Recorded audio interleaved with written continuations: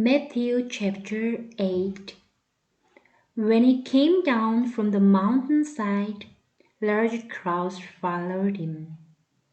A man with leprosy came and knelt before him and said, "Lord, if you are willing, you can make me clean." Jesus reached out his hand and touched the man. "I am willing," he said. "Be clean." Immediately he was cured of his leprosy. Then Jesus said to him, "See that you don't tell anyone, but go, show yourself to the priest and offer the gift Moses commanded as a testimony to them." When Jesus had entered Capernaum, a centurion came to him asking for help. "Lord," he said, "my servant lies at home, paralyzed and in terrible suffering." Jesus said to him, "I will go and heal him." The centurion replied, "Lord, I do not deserve to have you come under my roof, but just say the word, and my servant will be healed. For I myself am a man under authority, with soldiers under me.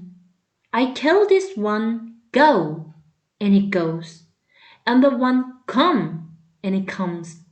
I say to my servant, 'Do this,' and he does it." When Jesus heard this, he was astonished and said to those following him, "I tell you the truth, I have not found anyone in Israel with such great faith. I say to you that many will come from the east and the west and will take their places at the feast with Abraham, Isaac, and Jacob in the kingdom of heaven. But the subjects of the kingdom will be thrown outside into the darkness, where there will be weeping and gnashing of teeth." Then Jesus said to the centurion, "Go, it will be done just as you believed it would." And his servant was healed at that very hour. When Jesus came into Peter's house, he saw Peter's mother-in-law lying in a bed with a fever. He touched her hand, and the fever left her, and she got up and began to wait on him. When evening came, many who were demon-possessed were brought to him, and he drove out the spirits with a word, and healed all the sick. This was to fulfill what was spoken through the prophet Isaiah. "He took up our infirmities and carried our diseases." When Jesus saw the crowd around him, he gave orders to cross to the other side of the lake. Then a teacher of the law came to him and said, "Teacher, I will follow you wherever you go." Jesus replied, "Foxes have holes, and birds of the air have nests, but the Son of Man has no place to lay his head." Another disciple said to him, "Lord, first let me go and bury my father."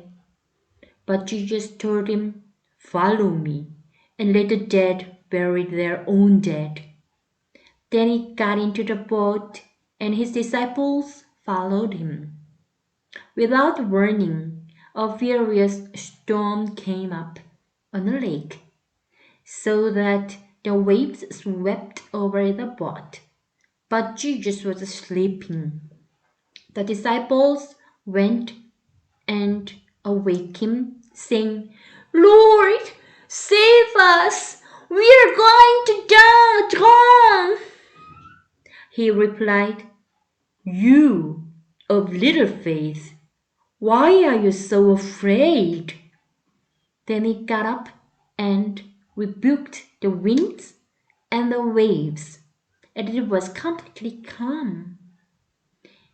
The men were amazed and asked, "What kind of man is this? Even the winds and the waves obey him." When he arrived at the other side, in the region of the Gadarenes, two demon-possessed men coming from the towns met him. They were so violent that no one could pass that way. "What do you want with us, Son of God?" they shouted. "Have you come here to torture us before the appointed time?" Some distance from them a large herd of pigs was feeding. The demons begged Jesus, "If you drive us out, send us into the herd of pigs." He said to them, "Go." So they came out and went into the pigs, and the whole herd rushed down the steep bank into the lake and died in the water. Those tending the pigs ran off, went into the town, and reported all this, including what had happened to the demon-possessed man. Then the whole town went out to meet Jesus, and when they saw him, they pleaded with him to leave their region.